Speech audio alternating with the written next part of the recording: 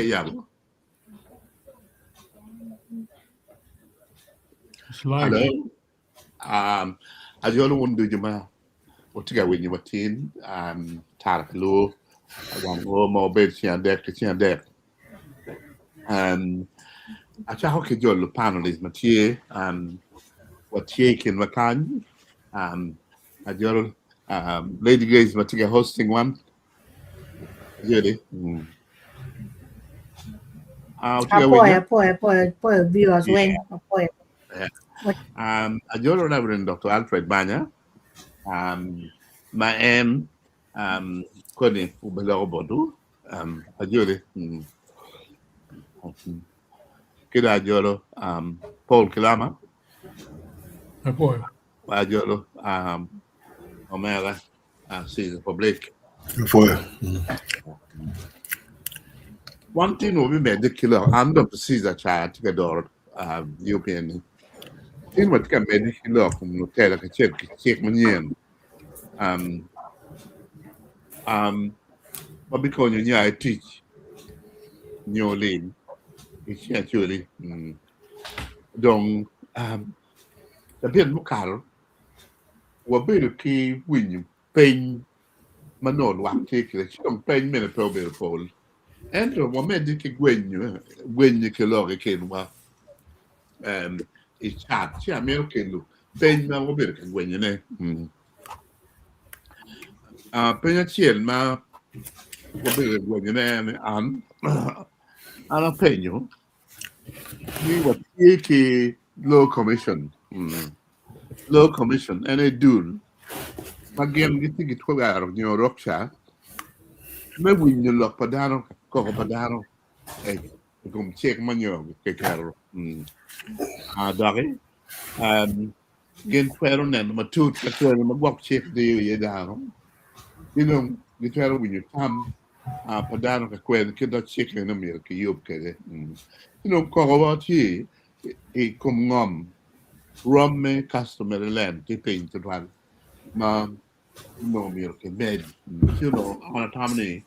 mir no bet pin ki dul man ke low commission ni wa me ta mo bodge ko bod pen ha ba ko do wa cha du mir ineni I chet bon ngar mo bagbo ram kwa nyu dum ki wai ana ni joni en charo low commission ni ki twaro temne Dharma udwao la game kum lo kan ene Reverend Dr. Alfred Banya ana mi ko ene mi la game kum bodu be Alfred be ana poyo moro panelist weng ke lo winwa ke lo neno weng connection adoko ruenyo ko chamoni apoyo chabito karo wan uneno lokum chek ma ubibino nyo chek manyen ke kita gwa gudu kwede lok ma tich ki kelo lim Acholi la peny ma wabedo kwede ni Lutela gibi gine Lutela manyen ma gi tika donyo ni kono gen gibi konyo ko Acholi ni ning meneno ni chek manyen ni peo diu lok ma tich ki lim ma bino Acholi kar ma walok eno chek achiel ma la dit ngom kwe waju ni nen chalo ubibino aye chek ma ki waju ni Land Amendment Bill Land Amendment Bill ma yan wayo ki bikelo ni miro waju ni kaki no ngom mo ma tie nono ma pekitika ti kwede chiu miero ki kwanyo ko wek ki tim ki gine tij ma kelo don lobo chiwana way loki eno ni romo bedo tek pien ngom kwaro dano romo neno ni tie nono ento no pe tie nono no tiche tie mogo no gwa ke tiu kwere medwa mogo no gwa ke tiu kwere machalo gine ki weko ni ko roji ka ke kamier ki chak ti kwere gwak jema tie ye bena chalo yeri ki ngogi ni gwak no ki tiu kwere me me gwako pajo ki tiu kwede me pieto le kuna le dong nok bot wani gwak no gena joma tiki le no gi tiu kwede me gwako le ki jema popol kita no mono wajo ni ngomi emi dong peki tika kita kwede yen tik ya chul tik na dok dang pat tik na chulu ya kana chula peter ni peki miro tik ki ngom iyo ba kelo gine ma kelo lonyo tigini eno ni wanene gwak nyo romo bedo rieko meneno ni kita laro wano tik kalok matek bi ngom kwar wani gwak dong eno ni yo me kelo chek wet kit loki eno ni do gire ugire ti ada waloko bene pi sovereignty bill ki kita romo di kwede dano ti dong Dr. Caesar wachi ka chik mogo tie ma deyo dano kumeno pingo pe upenyo ni gine Uganda tie ki gine tie ki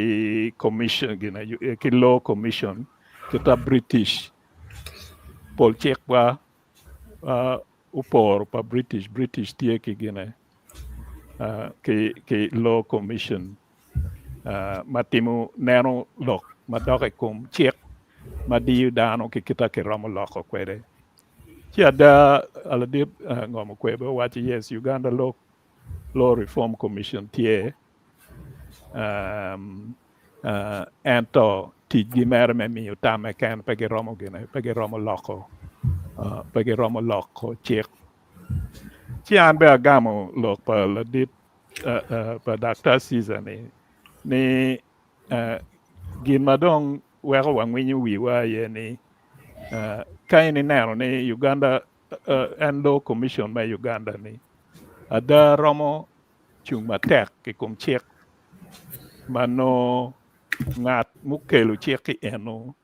pian law commission gina ye la dit loba ye gina la dit loba ye chimu team appointing and chek ma wan waje di wani de gina and la dit loba ye ker ye chen chidong gina joma en chimu ni ada gi romo dok tich ikum chek mano endo ye ni chek yen gina chek yen ni be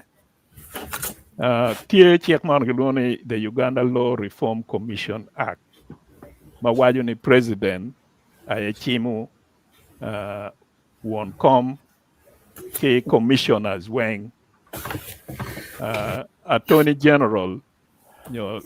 ngata loy chek madit i Uganda en miu mer machalo tam miu meru iye jomunyo ento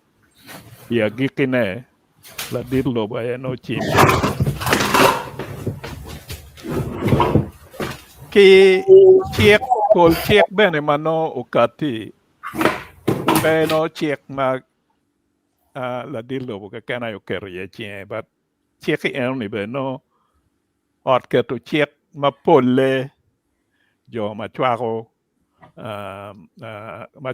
pati ma tie loj aye gena eno gugine guye ni ukare chidong eno ni miyo pe wabedo ke gung chwiny ka commission ni eno romo chung ki ada meneno ni chek mage ker madiyo dano ki lok en kitana gena agigo kwede eno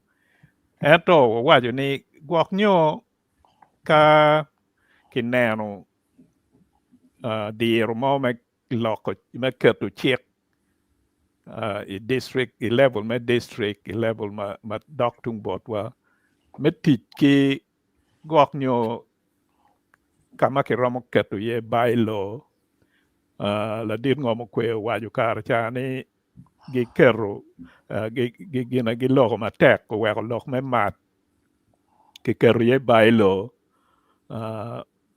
lok me saket ki gina ki joko pian ni kero bylaw ki bene tie gina ki luo ni ordinances gwak eno ni be ki romo gina ki romo neno ka gwak local ordinances nyo chek ma piny matung ma no lugo district ki romo ketune ma luka ki kit ma ki romo tich kwede ki ngom nyope ki romo tich kwede ki ngom ento pol chiki eni wen ki wachi umiero pe uyoke ki chik madit ena idong kama peko bino ye ma ka ki neno ni chik ma ki kelo ni dok ti ka dwalo te chik gine madit ci gwok pe ki ye ento olo ki romo neno ka kwe ma gina kumeno ki romo timone ento ma piere tek ka ye ma doge kum ngom aye neno ka level me ngom ki romo ketune level chalo me Milo land wek at least kas ngom kwaro ki gine ki neno bedi ruom ma malo pe bedi i ruom mano ki chayo ko chale wachi ngom mano pe ki tika ti kwede pien ngoma ye kwowa ngoma ye tijwa ana neno mu la wo bera neno program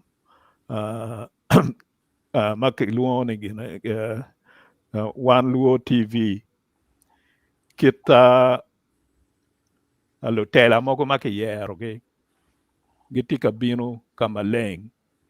me wacho ni LC chairman me LC3 me gine kabedo moni inwaya ukati kama leng ni gen gitika gimero gi rip chingi wek gibeda wori kin gang me jingo chwiny dano wek buchak tich ki ngom gi ki agricultural officer mo agricultural engineer mo matika puonyo dano kit me tich ki pi me yor ne kum gine kum ngom wek wek jemi chalo pot dek ki ngom gine ki pit uber ka wacho ni ngom tie malach umier ki dano ki gine ki jing ko gi wek bugin guchak tich ki ngom yo mati so level mati locally dano be dong tika tamo tama beju ma ki romo jingo kogi endo tami enu umiero rwate ki tam mano weko gong chwiny ni ngom ubi bedo pe ubed pe wek bing'eyo ni ngom gini tie ngom gini ngom ma ki romo tiji ye pinaka dok bene gi weko ki lutino gi me tich kwede an ka weko mega Kenya apoyo Ana poi de twal. Yeah. Na poi look me kid ni check ordinances. Magaramu kerne and truly kadong ge penyo gamende ka kwel magwang nyo tell yok ke check penyen mo tam madong no rojo pa jo do chaka odong mamir ke medikere pange ka panelists mo mil dog come question in Melo Commission your local ordinance ne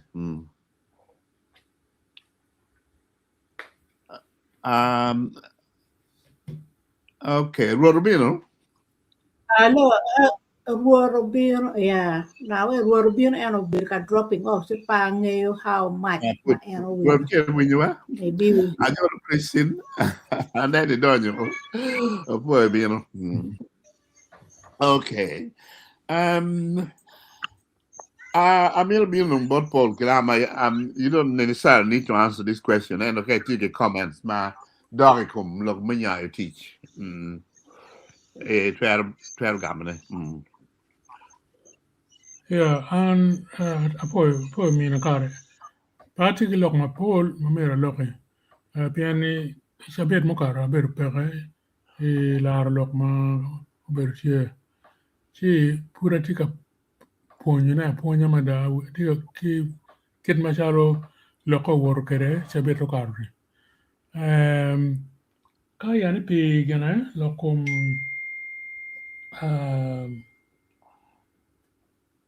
what they call sovereignty bill. Sovereignty bill party ki details na kita tikere ento kitma ko ka tikere wiati aniang ni amendments mo beru tie komeri kwanyo je mo ko machalo dual citizenship ki ngo ge no kwanyo iro beru ki dual citizenship juma woko chalo wan gini pe don to foreigners kito no gini merone inu bene tira na ka ne is not enough. Pen yang a chon ma wanong lo ken la kuri chik ma di yu down kitino no pega ka in ki nyueli me Uganda ma ancestry ni ti Uganda. Peti gin chik mo ma la ngar mo tera ki wo ma wajani o in no pa Uganda. No, that's the most ridiculous thing. Kiri kan bene British makinywaru ki kan ancestry iti kan kongo you be better walk off for as long as you want. Kid ma apo gena Bob Assels advisor pa min. Ono dong British passport be dong paka. Kiro bero Uganda ko we lo dong me pe mirne me du kan be no dong pe. Ina no. Kar ma jemo sher ci balle ko. Jema kan yuti mo. Bob Assels no passport back to dugo bero kan. Ya. Dan makinywaru ma rules na ti lo money peter waje legislation ma to bino ci mero ti kwan gine no no kere beru ti mo crime mo court na yo mero ngol lo ke wi ni initi mo crime ki teri bu en pe ki kwan citizenship ko kolo petima no ci don is very sad man no ni jo mo ko ma wano ngi ben kama ko agene ama pepe ki nyaro ki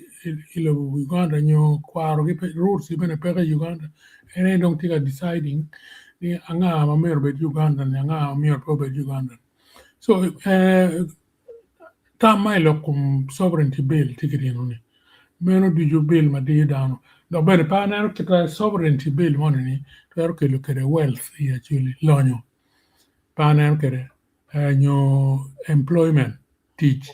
panen kita sovereignty bill romo kelo ne kere kidong lo kom gera ULRC Uganda law commission law reform commission John ne gina Obama wajo tiyo ni law ma query no institutions ti ma tech the legislature the executive, the judiciary, no geti par. Pek ngara chiele lo le weng. An institution might Uganda ne weng ngara chiele lo. Ene bene mi appointment kono a commission makit ene department of command maka ine a list of who in Uganda. From department to department, public sector, private sector, banks, institutions weng ibina one Kakamati minority and it disproportionately represented. It's more or less a colonial project. See, and then I get kono law commission. Any 20 mogimo. Kidma, Reverend Brian was conflict of interest here. Pianka admana pointing law commission in benedoke and been passing legislation.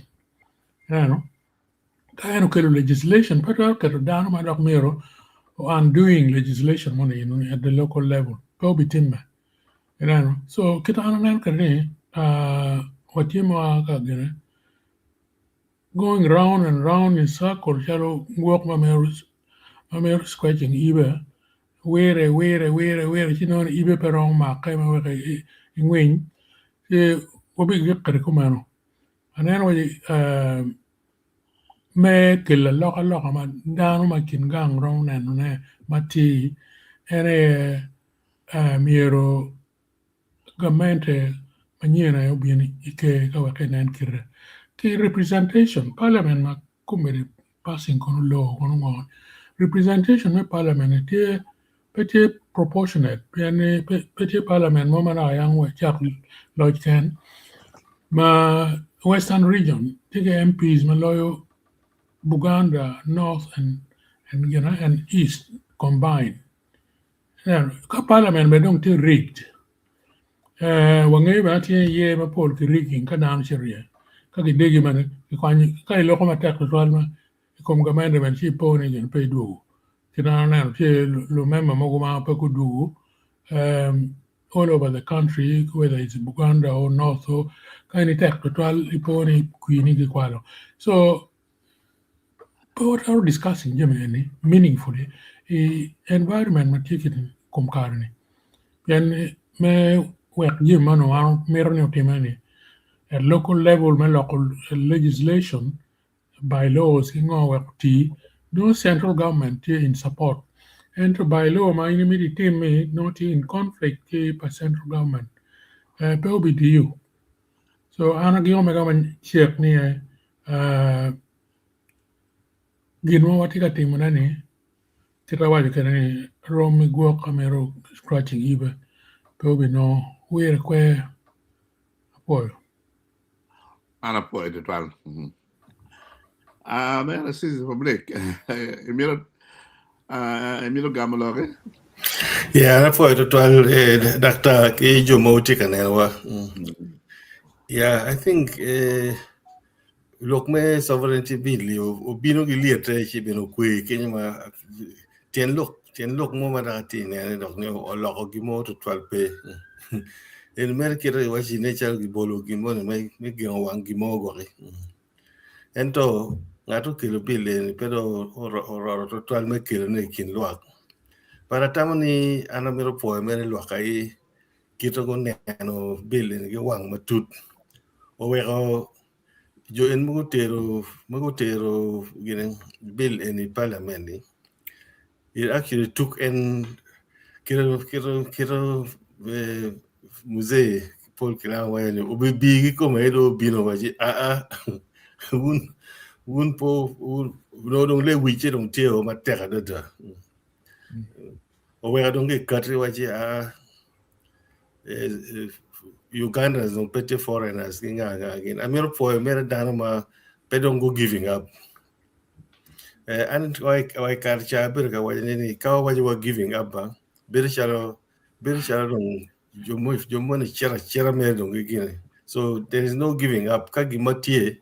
Gilar Mere Loke. Sovereignty bill and then away, you know what all law, he check mono don't teach on don't pay. Kacha look my currency, gi look my gino no don't tear chon, mano girome ticket. But Gilmo don't catch your mono kill no kill me along a la loke, and a poet of 12. Jomago Pago giving up, Uberka la loke, and well, you watch the wheat bill of Marogi, Chico going Jomugu. Ana neno mere gina no mir nen lok me bill ma be bino manyen ye kita mo ngamo kwe gina ni gina mi wa yo be ye kumbelong and the same effort in mo wan tiyo kere men neno sovereignty bill matuti mi be wang wa be tolo men neno money ma be bino ni makai tama miro ginong me MP ma chel nyario mano rata kitamo no wan discussing it al fulu kan yochi Kala kirjam inubino one mo gwenye tamke duwe inite look in wati parliament ngom en ma te Uganda ba ngom long kagamente miro timo gimowa yam nongi timo go chonya gino mo ma dok lo mo dok ma cho ma nyen ma bino ma che lo gimo ma ya dan be suspicious ye dani because they ngaro cha waje dok ko kele lo ngom mo ni si don't kill suspicion da lore or yaradi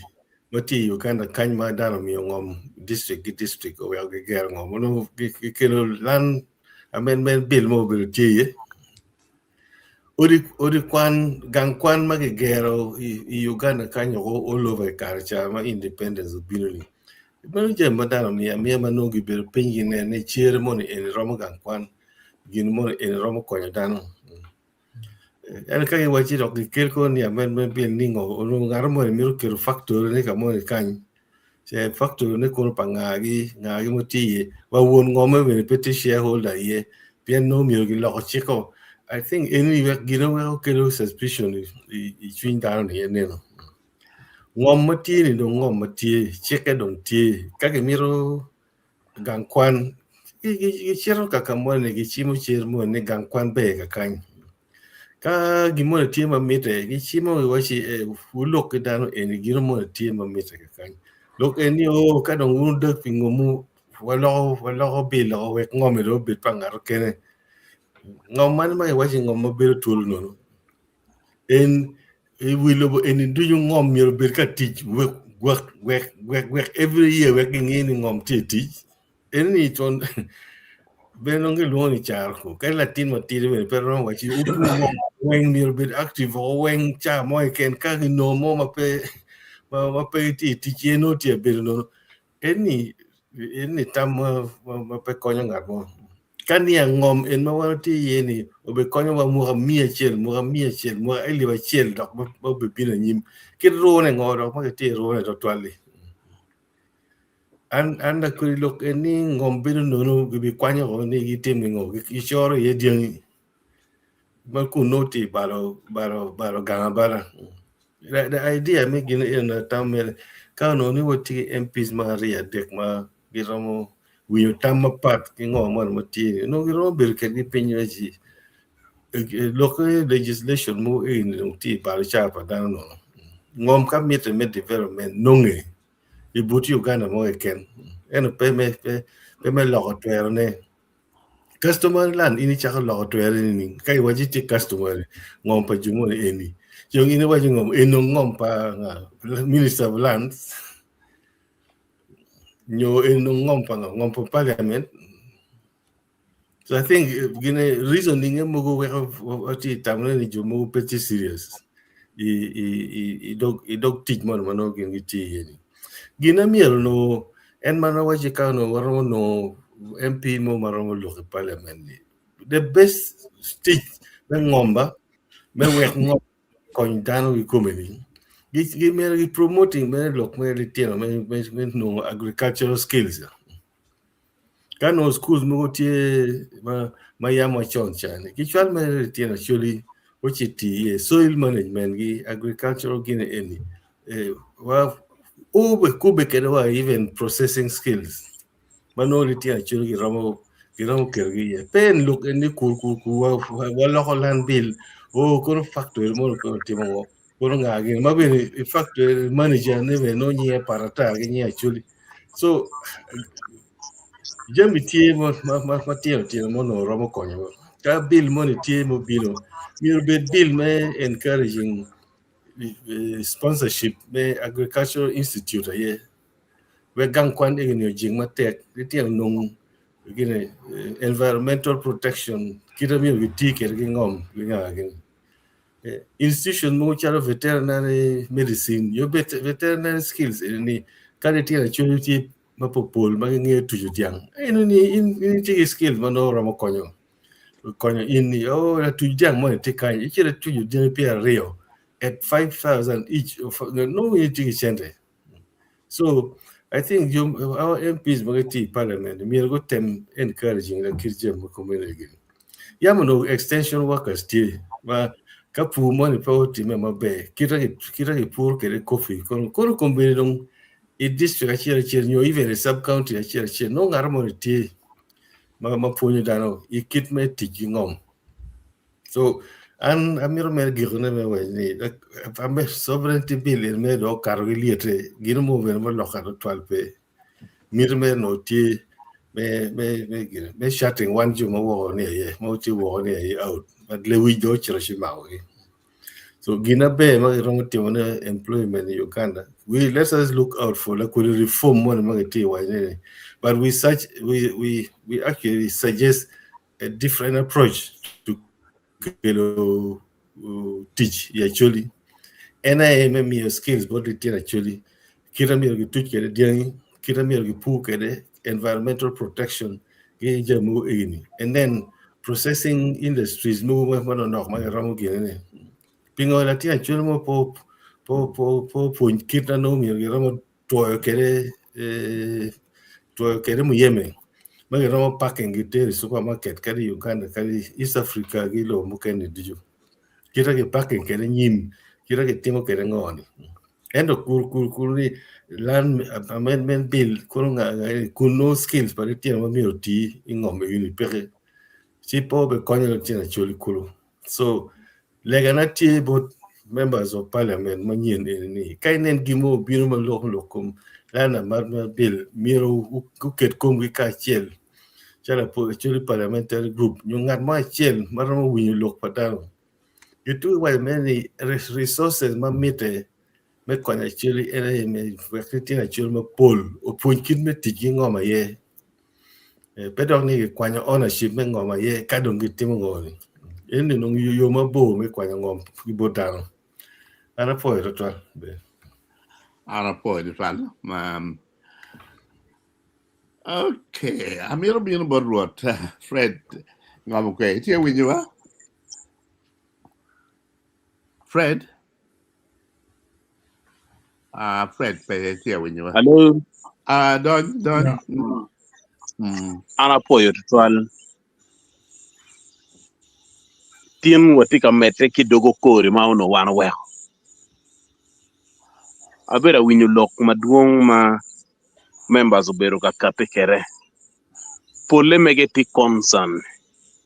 Ikum kit jimi bokene kidong implementation. Ana tikin annually mi Uganda mati very frustrated. Kiti ma jimi time kere. Kung ana chak kigin manyen. Mafutie maliep en.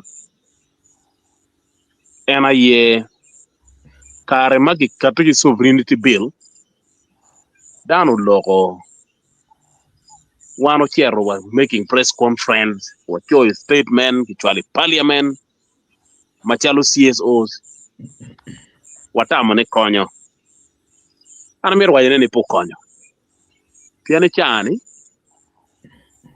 la dit lo kero chie I bill man bill do aro dugan act of parliament munyo do dugurong cheko gima wego jimene pitika nem tutwal ena ye lock pa speaker mi parliament machon Anita Mong ma ana mero wajene Anita Mong setting record mo ma ngato be breaking pay e Uganda record mi confusing gamente record mi nyoro ki gamente ni ka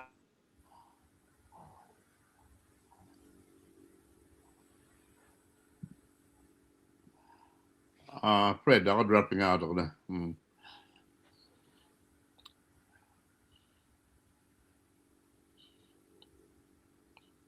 Report dropping out, huh? To accept network. yeah Yeah. no be ka ba we ko lo Anita Mong out pen man do dong police matter dong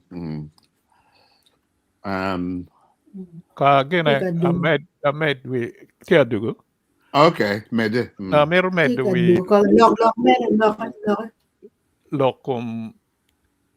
impact megine duoge me and sovereignty bill eno. Kita bera wacho ya chaki nano abera nano la wa nano One Luo TV che kibera nyutu lok pa Franklin Okello ma ena executive director me Gulu NGO Forum. Ma lok ma tek ma da mu wa cheki eno obidwaro ruom me kwa piny. En gin go bera lok ka choke ma bulu private sector ki en gine jo ma pe jenge group ma pe jenge kum gamente no gitie ye ma waj ma tek ne bili en ubi gine ubi gao don lobo ubi dio luak la wara chel ma gin ni Richard Onen Chan ma tie Gulu City think tank waj ni kabedo me puony ma ubi gine loki en ubi dio gi pien research ka bitimo pol research ma gitika timo gitia nongo tiana ki wako and research ma dano bitimo mier ki kwet tere ki nen ka gwak gina ini tika timo research yeni ubidiu gina ubidiu gamente pien close ma waju ni premier ki bet ka supporting gi moma tie political putie billy eno chipe ki ngeyo politically tere ningo in ka tika timo research magwak challenging in adwogene bi challenging gamente eno ni gibinero ni tie political ko nyolok moma tie gudu kum gamente dijwang eno ni ubidi udano ki kumbede gen wajo ni CSO ma ngomo kweo bera wacho la din ngomo kweo bera wacho ni civil society organization joma kumbede tiyo ye kar kana gino lim gi ki wako eno ni duju ubigine ubidiyo gi chiada kuna ki wajo ni ki loho ki kwanyo lok ni dong joma ti wako pe dong ki ket gini gen pe anywali me Uganda ki kwanyo mer ki bill ento putie jemi mudon iye ma pudu bibedo ka di udano ana ye miero wagine ma koko ki bot joma ma tie paju kuja ma gi nge ni daily ano bi gudu kum gi tie kumeno na mete ka med eno ni madok kum lok kum ngom lok pa umera sizo nyero publics be mada pian en program achel eno aneno kita Lutela mai tedero gubedo ka lok kwede madok kum kelo miri bodano metik ki ngom kita ini wajo ni la dit publics puony inwoya kenyo gen gimiro keto center mamiero ki puony ye duk tedero kit me pu iyo ma kelo lim kit me tich ki ngom kita la dit engineer me agriculture ma bera lok kwed gi wajo ni pemiro gina kumeno pemiro ngom adit pemiro eka piera bich nyo eka piera rio kadi tie ki eka chiel ka ing'weko yo maber ma bure mogo gina igwoko yele bure mogo ipiro ye gina konyi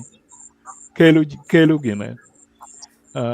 kelo lim chi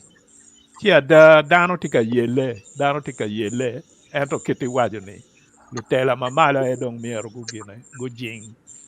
ko joma tika channe piny kita neno kwede ma bedo ka ng'iyo program ma ki lok ma tika time paju joma paju gi tika yele ento dong kony ma di ma ki chiyo kwede kogi tika ne Lutela mamalo ayenen ni tie nok apoyo Apoyo to Alfred. Wrote tika winyiwa elamu do we said Fred. Okay, Fred, then tell put. Yeah, no problem. Yes, ana miro ni ana dukchen. Okay, Duke, yeah.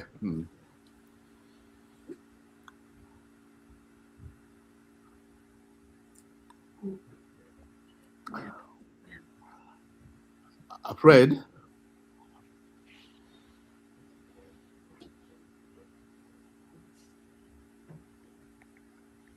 Tie mer network nan tika yelu ne ba online. Atam ne work ramu de good.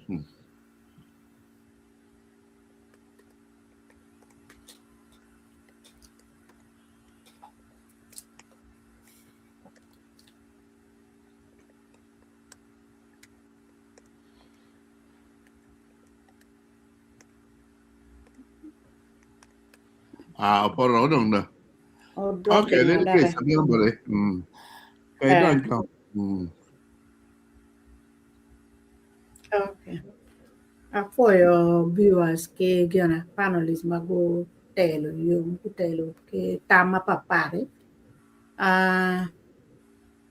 And kulok madong chincha kilo mawalo last week.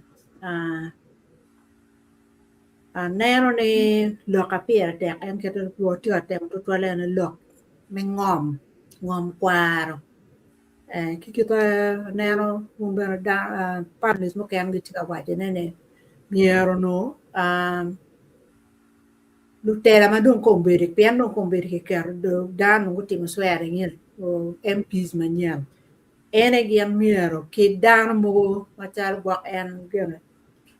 you parliamentary group gena churi parliamentary gena group ki pangi ka jome ro to pa jo bere ka no duan ramo a ki bot gi mer pianero ne no duan ma a ki te engane kien gan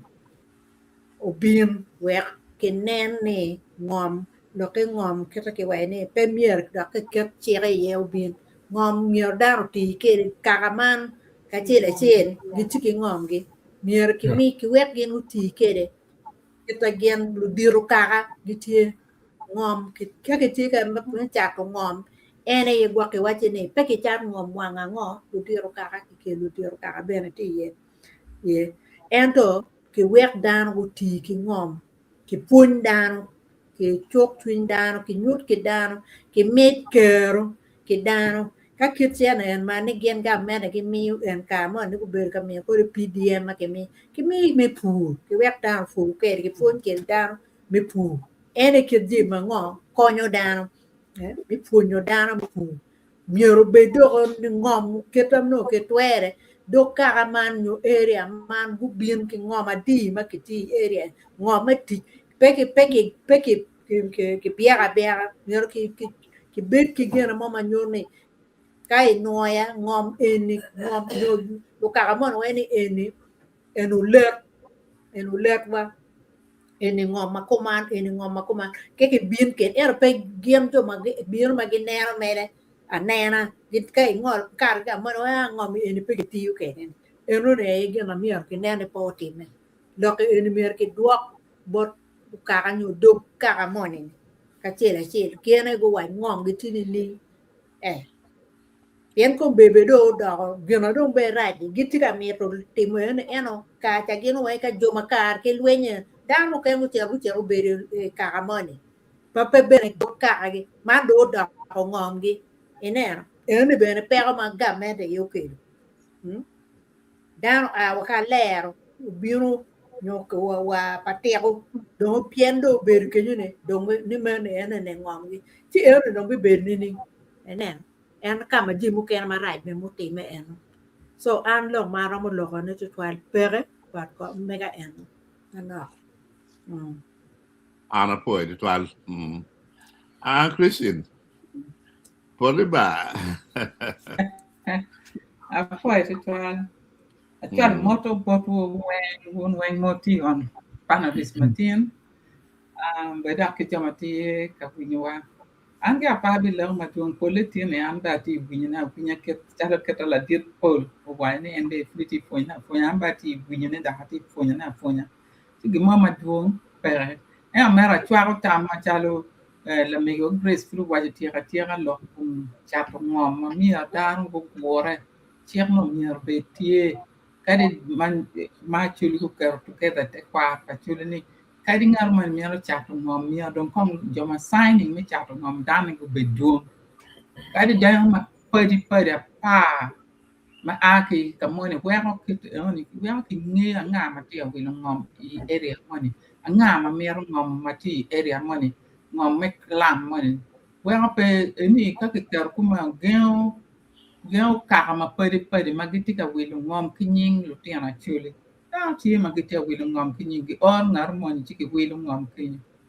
ti do dong dir ma de na do ngata ti ka yugo a dong pak ngata dong ti ka ngata ki char ngom bore. Now, kadi be dakta ba wa en lo ka ma en na ki du TV. Ja tani kano ni ki ramu lo. Ramu ka to da lu ti an chuli ka ka che lu ki ka che cha to ngom pe ngom pala ti an chuli che le ka. Ngom pa jo ka ka chuli me ti to lu ti an chuli. Te lo ka ni a chuli ram be kadi ngom me pe ngom ma kwaro en to ram be ki che ye. En ti ma ka da pero en la kwa mo ma a ki di kal kini. Lo pe ki ka be. Ento lumia do chato dande ngom pa jomu kana ti no mia ka chato ngom tie ko betie ni e bi char ngomi ni da ma to sign pe LC ki kan cái buồn ngò mấy can pian lo cái nông tí cả đọc tẹt của mình đó mà bồi lên về ai kêu của mình rồiมาพอเห็นมาเด้Okay, Fred, don't dropping out, or she don't come mail my name comments for viewers. Can't pray to do what you don't want me in a card a minute. Amir merigi mo manok, Doctor. Okay.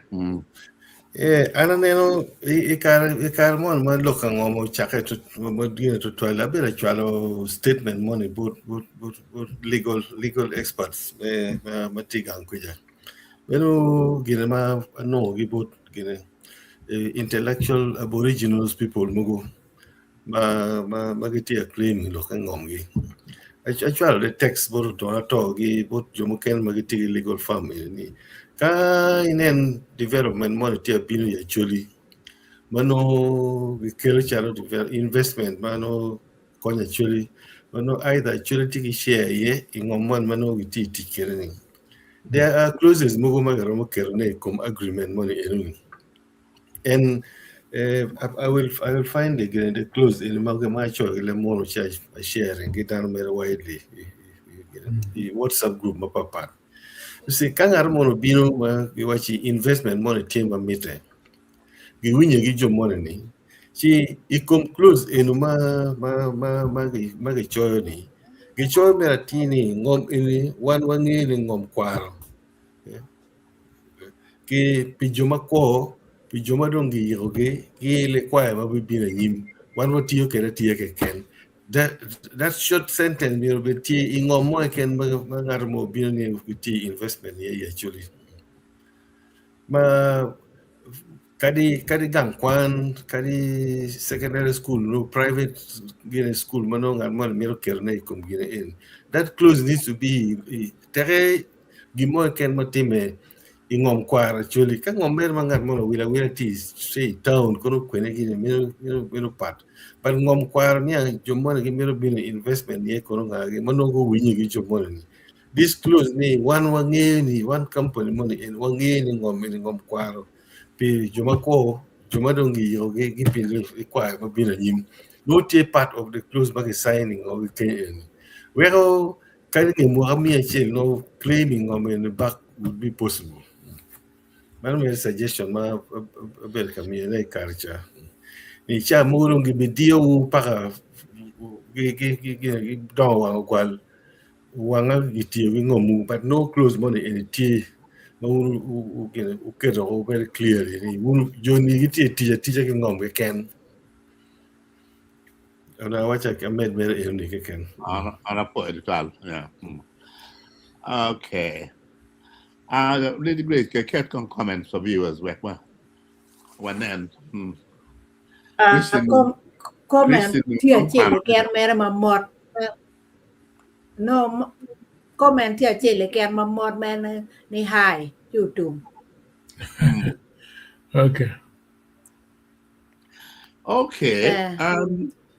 You know, Bennett, Katie, I don't get you. I'm not middle. Lulu love, man, not.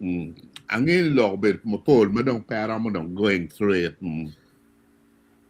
And I mean, why you look more, bit of almost don't do a chill macaroni. What bit of what low me, don't want done your name, my Pierre and when. My Pierre and when paid attack. My child, you the man go be a rob to mark appear and when, me mark appear and when. About why I wouldn't do no. A promised land. So don't honor me. What you do, you come a ding. Then mark appear and when. You don't meal one name along. You're not down that long, a meal one name. Wabir ka lo kum teach atamo ino gina chen mami obedi listening ya kwano listening chen beach and kim get here and lo ma teach me a chen obiru mi obed ki yot kom ki yot wich kada wa yot wich leba chune pe winji ma be man mental health yeah mi obed kede mi one name min obedi mangi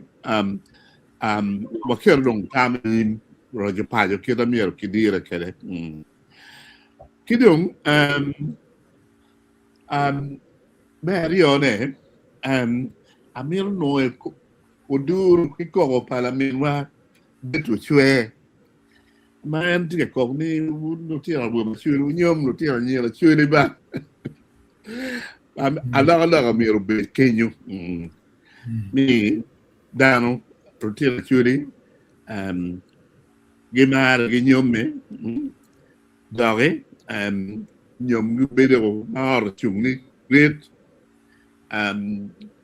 no wedi benetie rurem benetie pen kage bino ba gi donyo at madir mon no ala ma nyura da ni adon wadonyo the promised land kidong me deke obedo ni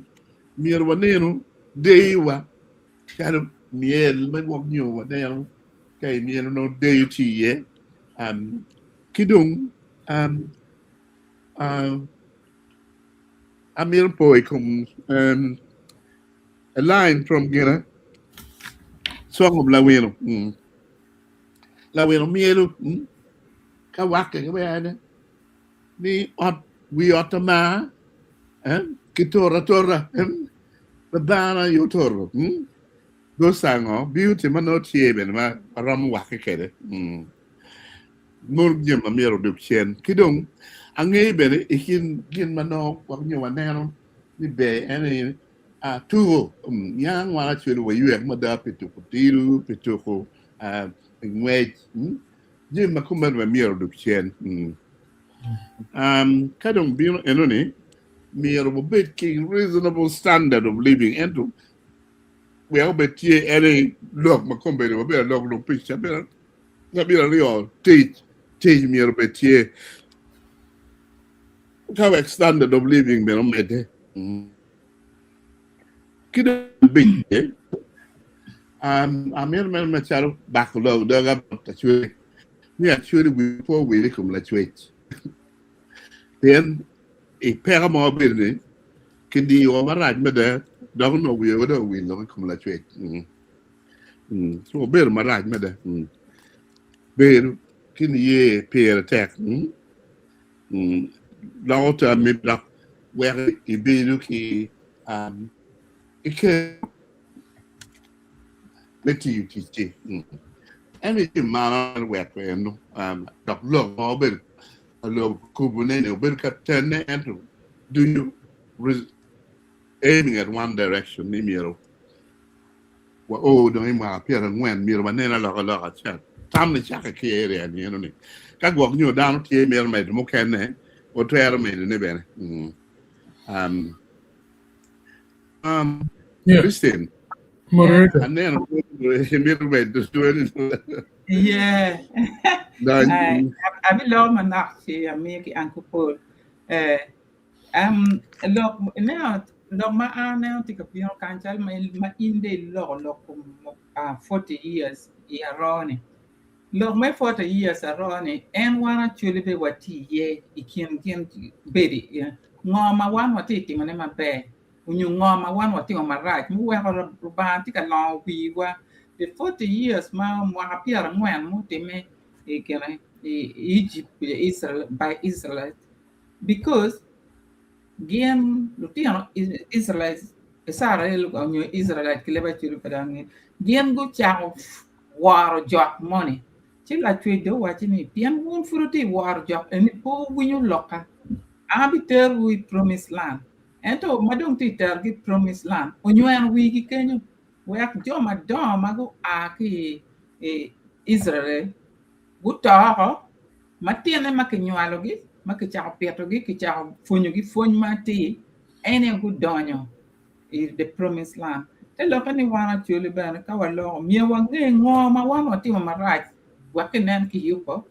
No mangarumani chano to my right, Kinan Kiyuko. Lutela ma one or ticket any kichap funyu giki you mati you man look at you parba ki check my bello pe wa berka timiji mo matiki injustice ci watamani wan luti Acholi mo kan ci magiti parliament kinyo magiti ka timo injustice ka ikoma Acholi la war ki koma dak ba ikoma Acholi magiti yuke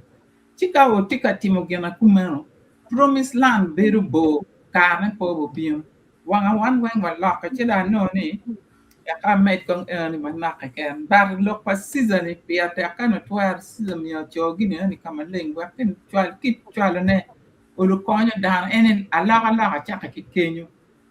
petting armo mati perfect every day da wen tika fonyo be da ko ba tika fonyo wa ya sa wa sa ge ko ma fo anko Paul no mi allo Yeah, apoyo. Paul Medi. Okay, moderator, apoyo. And we will, manena logo com sovereignty bill, a logo com, Jamagiluan ULRC, Uganda Law Reform Commission. We actually will come legislation man make me rukele na economy Land Amendment Act we kangom mati no kitna oblique ulogo mabaya mada ngom mati no I defining ngom mati no ni pian ngom tije pol ngom ber mier ko yue ita ile mo en ber falo yue si kong roche donc i dir ma no ni ti do kap cham nok check makaro kita chorne si definition ngam bi wajini ngom entino pen ngom mo kana tie ngom team dua ngom actually ngom yo ma pat let tie ngom tie lok me ngom kitika tim ne ma chalo arop kitika rob down ta tek pen du pe sing dano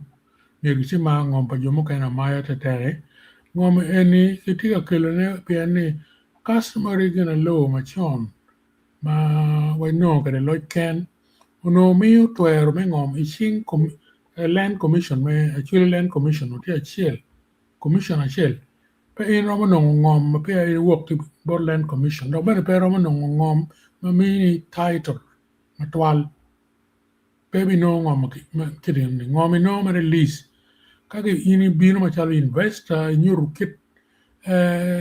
kita ini merti ker ngom inuni kimini lease me mo money 49.99 years chi tigi ngom ownership pe bi lok kulo te ngom ma dong ti actually mi obet ngom pa actually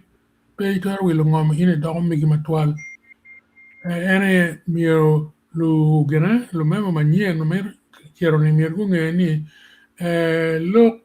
alo me lo ma biro lo ngom ki tiga kelna ka wek ki kel lu rok dani lo wa go dog wigi lo matwal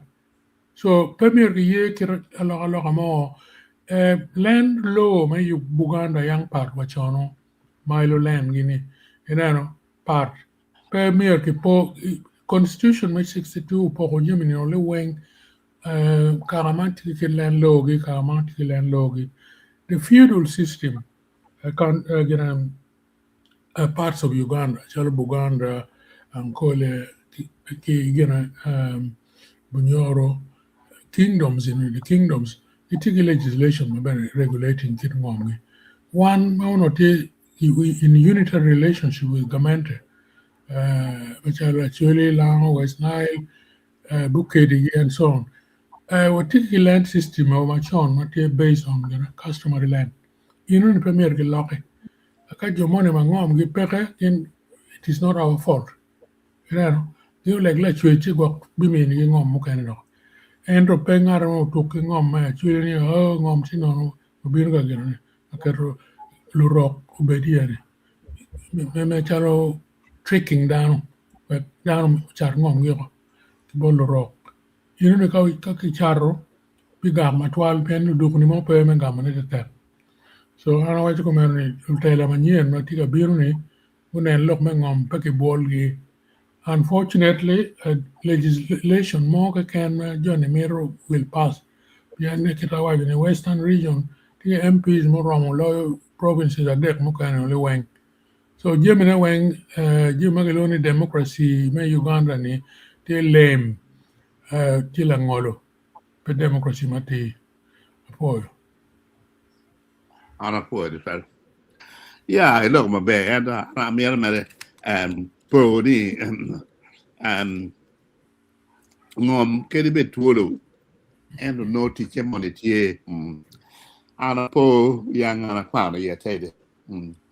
ma choko no ki gora to sino kai neo gora to on a map in where ngom dum in a pege then down peram chaka yubu at we got ngom makume no kachade in an official map nchero ngom marwe pe and to Gorto is such a resource. Ma konya chuli ma patu to pen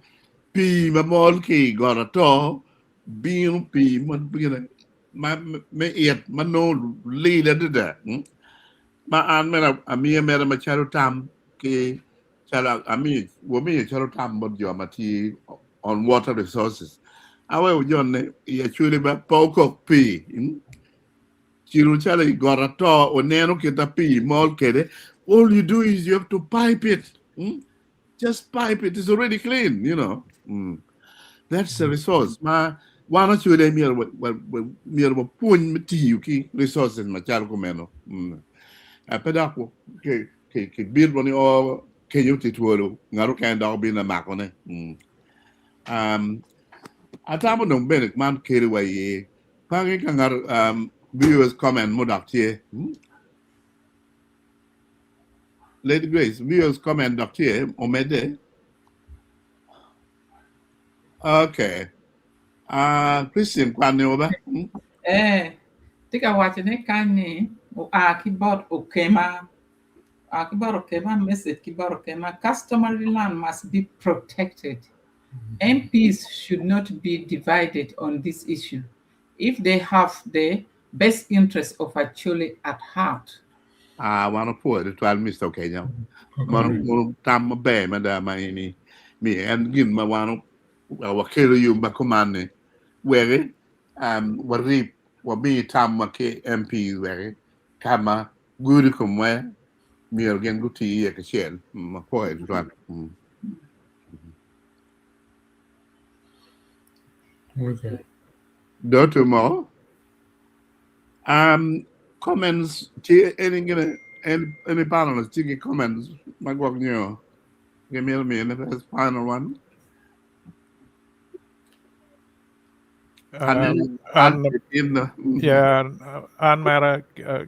pol lok dong panelists gu loko gina peer attack and protection guako resource ma tie and ngom eno ay peer attack kita la dit public so wajo tie kakimukana kabedo ma wilo mukana magitika gina katimo tij matek yo kumeno kita en wajo ya Amazon ni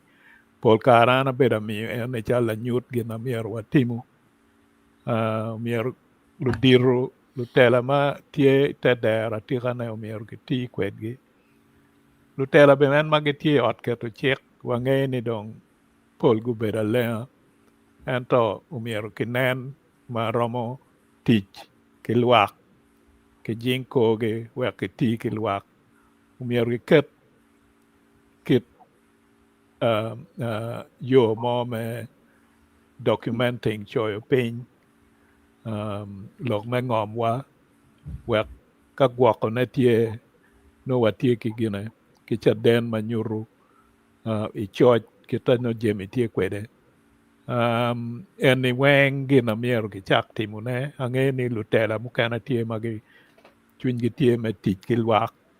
mier pe ki bol gi gine mier pe ki bol gi chen lu gine bene Lutela dini bene mier gi ti kwedgi